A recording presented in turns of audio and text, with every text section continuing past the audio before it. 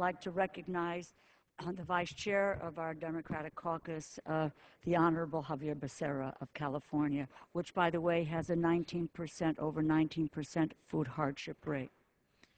I thank the gentlelady from Connecticut, my good friend Rosa DeLauro, for not just this evening, but for the years of work that she has done in committee, for her district, and simply in Congress as being one of the champions of not just children and families who are in need, but the fight to make sure that all these families have an opportunity to be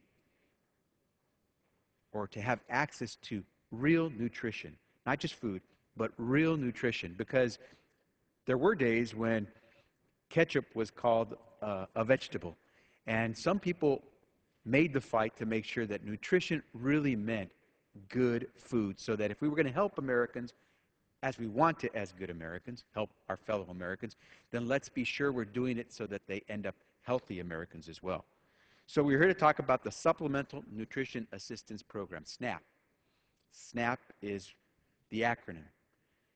But really what we're here to talk about is the fact that in America, children still go to bed hungry. It's hard to believe, but that's the way it is for too many families in our country. Now, the numbers are staggering. They're staggering because of the Bush recession, which left so many Americans in a place they'd never been before.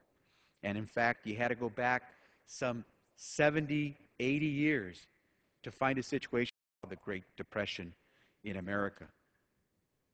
We went from somewhere in the mid-20s, some 26 million Americans who qualified for SNAP assistance, to over 45 million, around 45 million families during the height of this Great Recession who qualified for benefits. Most of those folks who qualified included families with children or seniors or persons with disabilities. It should come as no surprise. But what's really disheartening is to see how many Americans live in extreme poverty, a life that most of us would not recognize. When we talk about extreme poverty, we're talking about Americans who are living on less than $2 a day. The number of Americans who were living on less than $2 a day doubled during the Bush recession. The number of poor children who were in extreme poverty doubled during the Bush recession.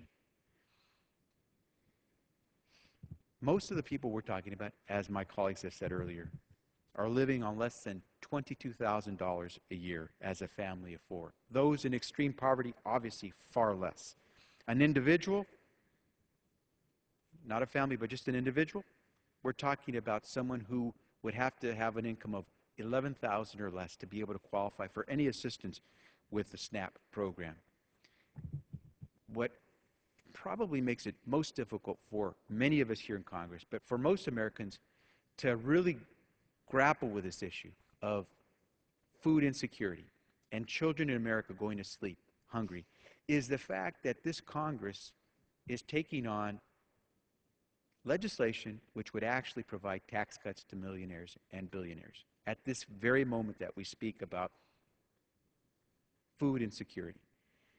And so it is difficult to comprehend how we could say to Americans today that are working hard but earning very little and trying to figure out how they keep their kids from going to sleep hungry at night, that we still have the money to provide tax breaks to millionaires and billionaires, but we can't figure out a way to continue a great program called SNAP that relies on our farmers to grow this food and then make some of it available at a discounted rate to American families who are having a tough time. This is all about values. This is all about talking about the American family. It's all about whether we believe in the better days still to come for our country.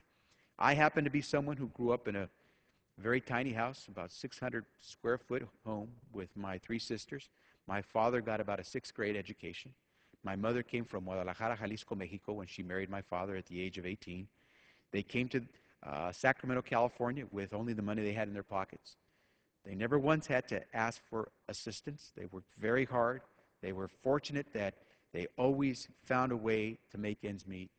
I never had the Converse or the Keds or the Levi's jeans, My first bike was a bike that my friend was willing to sell to my father and me because he had just gotten a new one. But I never went to sleep hungry.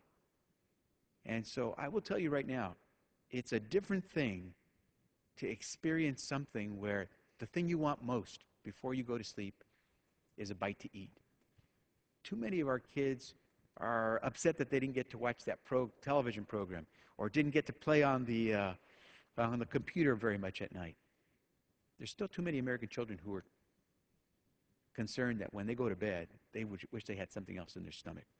I believe America has the moral fiber to say we're going to deal with this problem.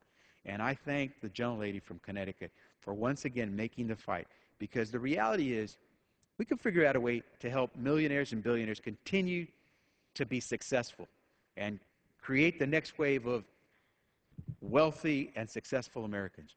At the same time, we should be able to figure out a way to make sure that the SNAP program is there for Americans who, through no fault of their own, find themselves without work, through no fault of their own, are trying to figure out how they will let their child go to bed with a full stomach.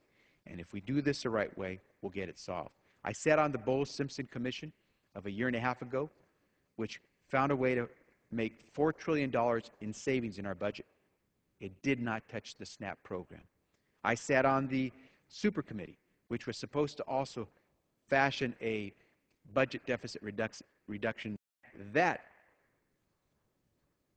task force was also going to come up with a deal that would not have touched the SNAP program. We can certainly do far better than what we see in the House Republican budget, which is going after the SNAP program. And I encourage all of my colleagues to stand up, not just for the SNAP program, but for Americans today, because there are some families that are trying to figure out how they could keep their children tonight from going to bed hungry.